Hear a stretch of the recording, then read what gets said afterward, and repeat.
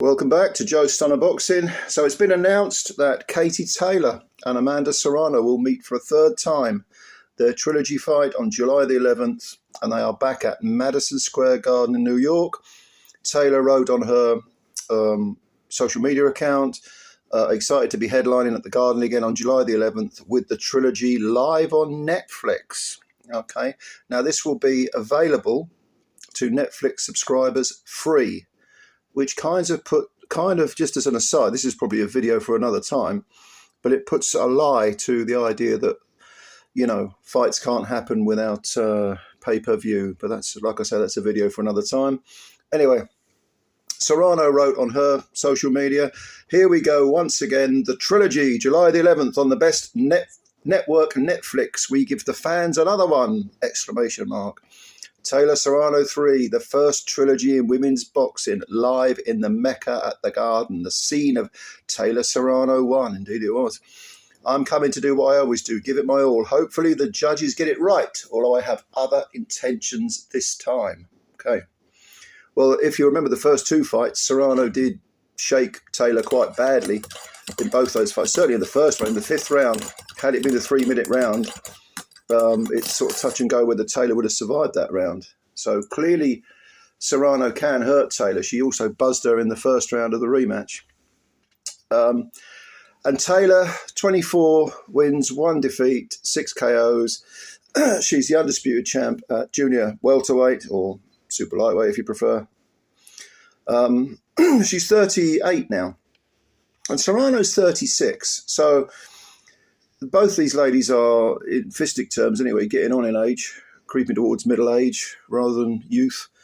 And I mean, when you consider that Netflix has about 300 million subscribers, to have this free on Netflix, excuse me, to have this free on Netflix, it's a big deal, you know. I mean, Taylor went on to say, "I want to thank everyone at Matchroom MVP, Most Valuable Promotions," which is Jake Paul's promotional company, and Netflix for getting the trilogy over the line. "I can't wait to headline Madison Square Garden again in July. I'm 2-0 against Amanda, but it's obviously a very special rivalry that delivers every time we step in the ring. So I think it's only right that we have a trilogy." I agree with that. The atmosphere for the first fight was amazing. I'm sure it won't be any different this time round. The numbers that got to see the last fight in November, which was the rematch, were incredible. So hopefully these people will all want to tune in for the trilogy fight. And we can deliver another great fight. Absolutely true. Yeah. Now, Serrano is a little bit more spiky with her comments. She's 47, 3-1. I mean, you know, 51 fights deep into her career, and she's 2 years younger than Katie.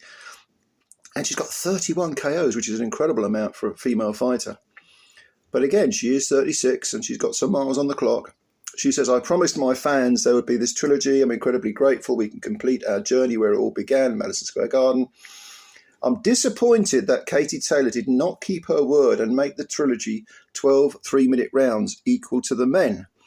This is a record-setting payday for both of us, and we owed it to the fans to honour the handshake deal we made. She didn't." Okay. Bit of spite coming in there. "Make no mistake, every time we share the ring, it's a war. And on Friday, July the 11th, it'll be the greatest yet because I will finally get the official W I deserve." Okay, well, there we go. So, yeah, she says, "Headlining an all-female card at Madison Square Garden, representing both New York and Puerto Rico, is something I never thought would be possible." But she's doing it. She's doing it. And she mentions Jake Paul, an MVP, you know, the promotional company, praises them for elevating women's boxing. Yeah, I mean, it is a natural fight, isn't it? I'm sure Chantel Cameron is still annoyed that she didn't get the third fight with Katie Taylor after they went 1-1. But maybe she will further down the line. I don't know. But I'm looking forward to this fight. I think that whenever these two collide, like Amanda just said, there are fireworks. And And again, on Netflix, if you're a subscriber, I do subscribe to Netflix, you get it for free. And what an incredible couple of fights the first two were. So really, really looking forward to this. Obviously, I'm going to hold off from making any kind of prediction. But it's great that they're facing each other again. There was controversy certainly in the second fight regarding Katie's use of the head. When you see them standing side by side, Katie always looks like the bigger woman, but I think Serrano probably hits harder with single punches anyway. I mean, certainly her record indicates that. And I wonder if Serrano will, really sort of campaign for a strict referee with regards to headbutts and rushing him with the head, waving all over the place. Maybe they should have, who was it, Marcus McDonnell. On Saturday, of course, he disqualified Paddy Donovan against Lewis Crocker. Well, he just didn't disqualify for use of the head, but he took 2 points off in 2 separate rounds. So, yeah. Anyway, what do you think? Leave your comments below. Let me know. Are you looking forward to this one? And yeah, thanks for your time as always. Subscribe to the channel. Hit the like button. Do all that good stuff. Because we've got loads and loads of videos for you. And spread the word about Joe Stunner Boxing, ladies and gentlemen. By the way, before I go, actually, talking of women's boxing,